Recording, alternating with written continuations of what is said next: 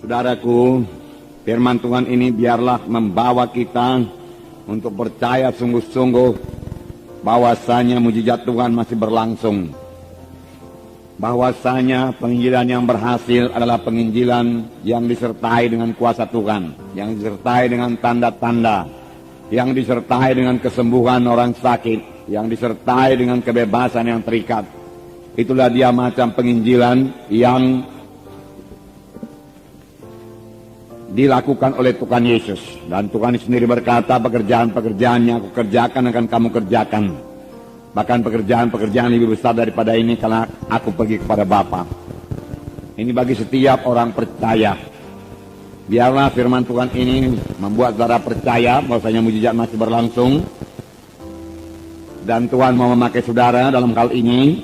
Dan juga terlebih-lebih membuat saudara lapar dan haus akan pelayanan yang berkuasa. Lapar dan haus akan tanda ajaib, tanda mujizat.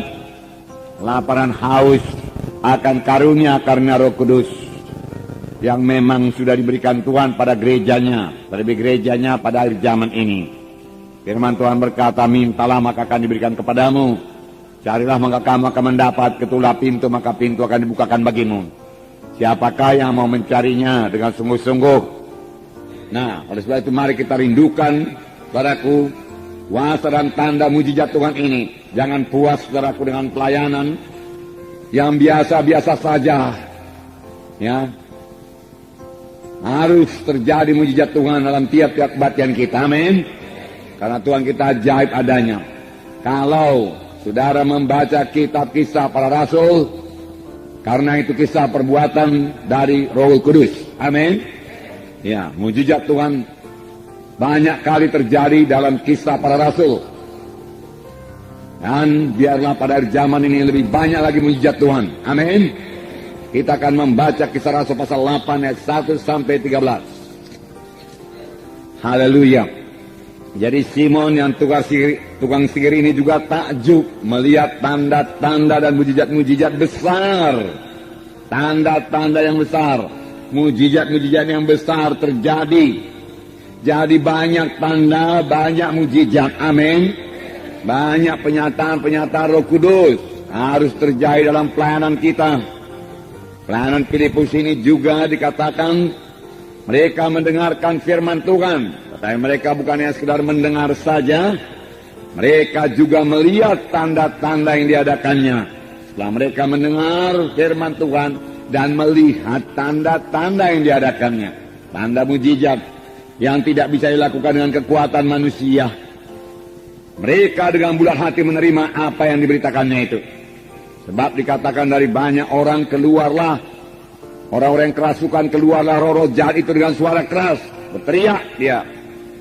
Setan bisa berteriak memakai mulut orang yang kerasukan itu. Dan banyak orang lumpuh dan banyak orang timpang. Bukan sedikit, banyak. Biarlah kita merindukannya. Biarlah kita lapar dan haus akan hal ini. Karena inilah dia pelayanan Tuhan Yesus. Dan Tuhan Yesus berkata, pekerjaannya aku kerjakan akan kamu kerjakan. Sidang akhir zaman ini yang mengerjakannya.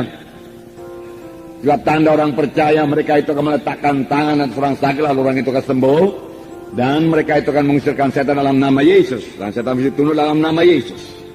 Nah, saudara, setan bekerja sepanjang zaman. Dalam pelajaran-pelajaran kita yang lalu kita telah melihat bahwasanya setan berusaha menghancurkan gereja pertama. Setan tidak peduli walaupun gereja itu masih sangat muda. Lebih cepat dihancurkan lebih baik. Itulah dia setan. Ya, pada waktu terjadi mujizat Tuhan, orang lumpuh disembuhkan, saudaraku. Kemudian mereka mengancam rasul-rasul dan berkata kepada Petrus dan Yohanes, jangan lagi mengajar dalam nama Yesus. Kami tangkap engkau. Kami punya kuasa menangkap engkau. Kalau engkau mengajar lagi dalam nama Yesus, diancam. Tetapi ancaman ini bukannya menakutkan rasul-rasul, tetapi bahwa mereka berdoa dengan sungguh-sungguh dan berserah hati berdoa, sehingga saudaraku, gereja pertama bertumbuh dengan cepat dan kuasa dan mujizat Tuhan bertambah-tambah lagi dinyatakan. Amin, saudara. Firman Tuhan mengatakan demikian. Bertambah-tambah lagi dinyatakan. Mujizat-mujizat terjadi dan banyak orang diselamatkan. Dalam Kisah 5 ayat 12 saya bacakan kepada saudara. Kisah 5 ayat 12. Dan oleh rasul-rasul diadakan banyak tanda dan mujizat di antara orang banyak. Semua orang percaya selalu berkumpul serambi Salomo dalam persekutuan yang erat. Jadi bukan berpihak-pihak mereka, dalam persekutuan yang erat. Amin. Nah, milikilah persekutuan yang erat satu sama lain. Persekutuan yang erat. Dalam satu sidang harus ada persekutuan yang erat. Harus bersehati supaya sidang itu bisa diberkati Tuhan. Amin.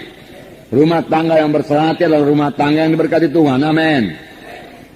Ayat 14.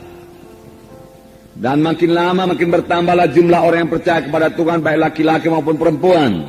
Nah, langkah baiknya ini, ya. Bahkan mereka membawa orang-orang sakit keluar ke jalan raya dan membaringkannya di atas balai-balai dan tilang, supaya apabila Petrus lewat, setidak-tidaknya bayangannya mengenai salah seorang dari mereka. Jadi karena tidak sempat lagi meletakkan tangan, bayangan Petrus saja menyembuhkan. Bukan bayangan Petrus menyembuhkan, kuasa Tuhan menyembuhkan. Karena mereka punya iman pada Tuhan. Amin. Dan bayangan Petrus itu hanya sebagai point of contact saja. Ya. Mereka sembuh. Ayat 16. Dan juga orang banyak dari kota-kota sekitar Yerusalem datang berduyun-duyun dan membawa orang-orang yang sakit dan orang-orang yang diganggu roh jahat. Ada yang sakit, ada yang diganggu roh jahat. Jadi ada roh jahat mengganggu, hati-hati. Ya. Kita bukanlah orang yang mau bersoal jawab, berdebat-debat, saudaraku.